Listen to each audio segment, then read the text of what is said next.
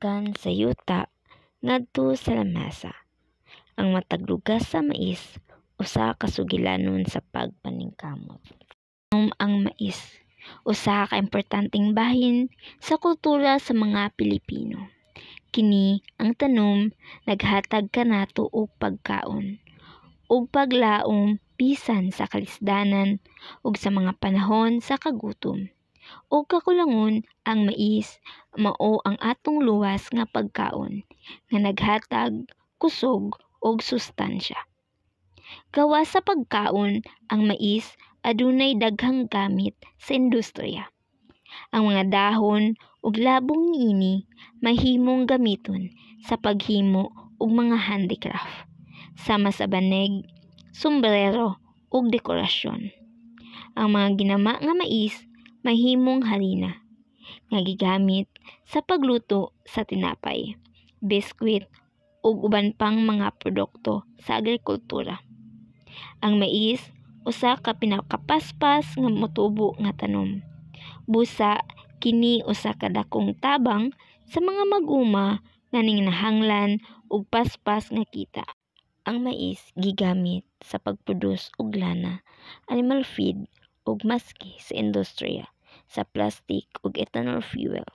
Usa kini ka multi-purpose nga tanom. Ug adunay daghang bitamina ug mineral ang mais. Kini puno sa fiber, carbohydrates, vitamin B ug makatabang sa maayong panglawas. Ug karon uban ko ninyo sa usa ka farmer sa Pork 8 Moncayo para atong mahinabi sa iyang teknik sa pagtanom.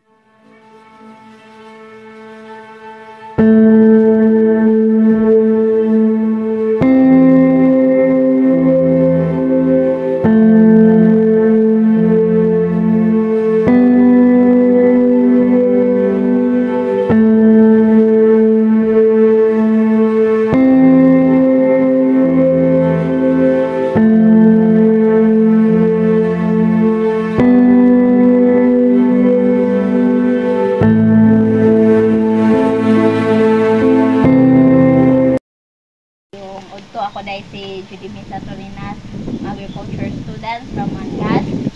Unsay mong pangalan tay? Ako si Mercedes Magno. Mercedes Magno.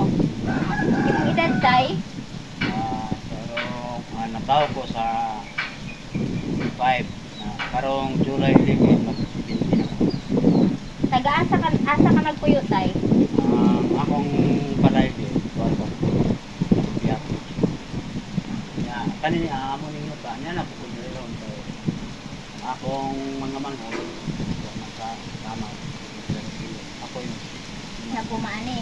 muni ako ang payag Ang pila na ko ba katuig nag-umatay? kaya ng mga 40 ano mais ang tanam diri wala melon Ay, ang imong talong days ay mga major crops tay kay mais, o say watermelon. Unsa po yung mga teknik tay nga kanang imuhang gigamit aron malampusan imong pag-uma? Yun mo abono ta kay dili na to punuhan kitong sisiya nga to pananon kay ang atong similya karon ilang po naman inabi naman yellow ang Yellow corn para sa kay ang yellow ako mag-abot dito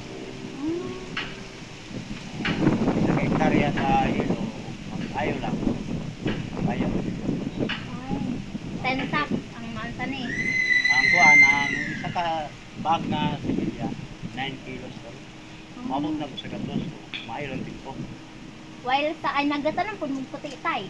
or puti pero ang puti ang isa ka hektarya Kamay wala ra. lang siya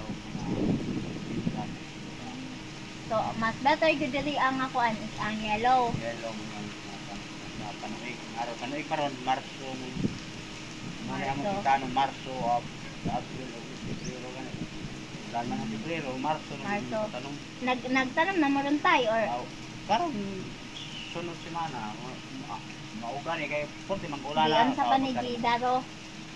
dingan nga siya Unsa po yung mga fertilizer tay nga ano imong ginagamit? Ay, kuan ang meron na mong abono sa 15 days pa siya. Urea o complete ang mga sagot. Sa ka-hektarya, kuan na siya. Kaya meron nimong abono ana, tulok sako, sunod. Tulo unong kasako ang imong magamit ani. Kado ha magamit nami og butas. Nga mo gina. Ya ang among gamit dire masagbot mag-spray. Di man pwedeng imo ang sprayan kay dag maluok ko masagbot og imong mais.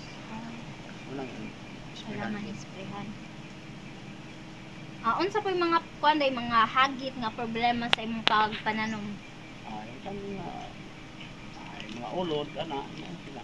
Say mo gina ang gina wala malikayan. Imo na ko na-applyan ng mga medisina nga sayad ko. Tay unsa pud ang imong pamaagi sa ano sa pag-harvest na? Unsa siya kanang naay buyer nga mukuha or naay buyer ang Di mukuha? ba tanam og mais nga dinag ko og wa kay buyer. Pwede. Mo unsa lang ang buyer or kamo ang mag-harvest? Kami gud ang ma-harvest sila mo kumpra. Wala ang kuan ang madali niya.